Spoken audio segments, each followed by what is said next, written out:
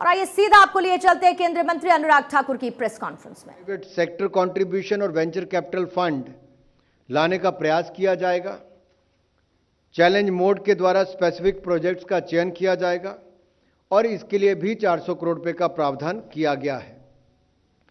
Hydrogen economy ecosystem से संबंधित सभी उद्योग आसानी से कार्य कर सकें, जैसे ease of doing business, ease of compliance, इसके ऊपर मोदी सरकार का सदा फोकस रहा है। तो इसके लिए आवश्यकता अनुसार रेगुलेशंस, कोड्स और स्टैंडर्ड्स बनाए जाएंगे। इस मिशन से जुड़े विभिन्न मंत्रालयों एवं एजेंसियों में समन्वय एवं मिशन के सुचारू ढंग से संचालन करने के लिए एक एम्पावर्ड ग्रुप गठित किया जाएगा, जिसमें ग्रीन हाइड्रोजन के एक्सपर्ट्स भी लिए जाएंगे। टेक्निकल एक्सपर्ट्स का भी एक एडवाइजरी ग्रुप गठित किया जाएगा, जो एम्पावर्ड ग्रुप्स को तकनीकी विषयों पर असिस्ट करेगा। देश में विभिन्न सेक्टर्स में ग्रीन हाइड्रोजन का उपयोग बढ़े, इसके लिए एम्पावर्ड ग्रुप के द्वारा संबंधित मंत्रालयों के साथ विचार विमर्श के आधार पर ट्रांजैक्टरी निर्धारित की जाएगी और इस मिशन के क्रियान्वयन के लिए MNRE में, ministry of new and renewable energy में मिशन सेक्रेटरीट स्थापित किया जाएगा और मिशन डायरेक्टर किसी ऐसे प्रोफेशनल को लिया जाएगा जो इस सेक्टर की डोमेन नॉलेज रखता हो और एक्सपीरियंस उसको हो, और मिशन सेक्रेटरी में सेक्टर के प्रोफेशनल्स को भी शामिल किया जाएगा। इस मिशन के क्रियान्वयन से भारत को ग्रीन हाइड्रोजन के उत्पादन, उपयोग और निर्यात के लिए एक ग्लोबल हब के रूप में स्थापित किया जाए, इस दृष्टि से काम किया जा रहा है। 2047 तक एनर्जी इंडिपेंडेंट बनाने का लक्ष्य हम प्राप्त करें और जो आत्मनिर्भर भारत की कल्पना प्रधानमंत्री मोदी जी की है, उस दृष्टि से ये बहुत उपयोगी होगा।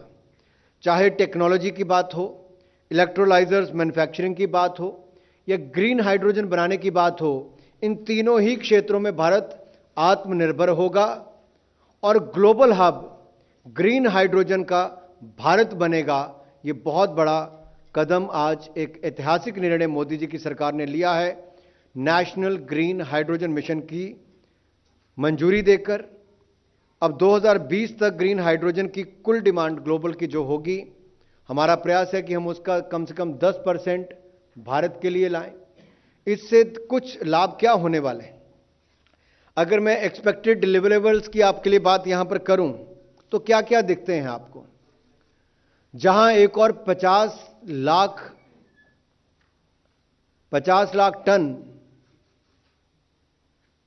एनुअल प्रोडक्शन हमारा ग्रीन हाइड्रोजन का होगा, वहीं पर 50 million metric ton carbon emissions annually कम होंगे। और यही नहीं, हमारा जो इंपोर्ट फॉसिल फ्यूल्स का है वो भी 1 लाख करोड़ की सेविंग उस पे होगी और हमारी इलेक्ट्रोलाइजर कैपेसिटी जो होगी वो हमारी 60 गीगावाट से 100 गीगावाट की हमारी 2030 से पहले बनकर तैयार हो जाएगी। और ग्रीन हाइड्रोजन बनाने के लिए जो इलेक्ट्रोलाइजर कैपेसिटी के अलावा हमें चाहिए वो 125 गीगावाट की रिन्यूएबल एनर्जी की कैपेसिटी को भी हम तैयार करेंगे, जो ग्रीन हाइड्रोजन बनाने में हमें मदद करेगी। और इसमें कुल मिलाकर इन्वेस्टमेंट कितनी आएगी? 8 लाख करोड़ रुपए की इन्वेस्टमेंट 2030 क्षेत्र में आएगी और सीधे तौर पर 6 लाख के लगभग जॉब्स इसमें मिलेंगी। इसके जो बाकी सेक्टर्स हैं उनमें भी साथ साथ में जॉब क्रिएशन भी होगी, वैल्यू एडिशन भी उस तरह से होने देखें। डीकार्बनाइजेशन ऑफ इंडस्ट्री, मोबिलिटी और एनर्जी सेक्टर्स होगा।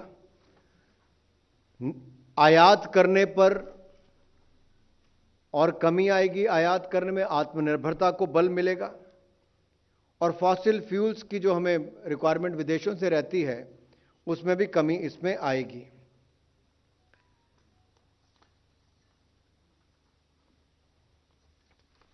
इसमें कुल मिलाकर अगर खर्चा देखा जाए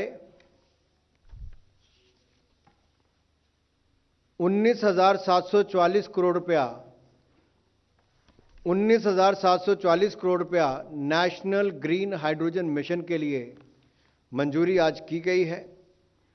जैसा मैंने कहा, इस मिशन के क्रियान्वयन के लिए 8 लाख करोड़ रुपए की डायरेक्ट इन्वेस्टमेंट होगी, 6 लाख सीधे तौर पर इसमें जॉब्स क्रिएशन होगी, 50 million ton green house emission को अवॉइड किया जाएगा, कम होंगे, और 50 लाख टन ग्रीन हाइड्रोजन बनाने का काम भी इसके माध्यम से प्रतिवर्ष किया जाएगा, कम से कम इतना किया जाएगा, और हमारी मोबिलिटी के काम भी और बाकी सबके काम भी आएंगे।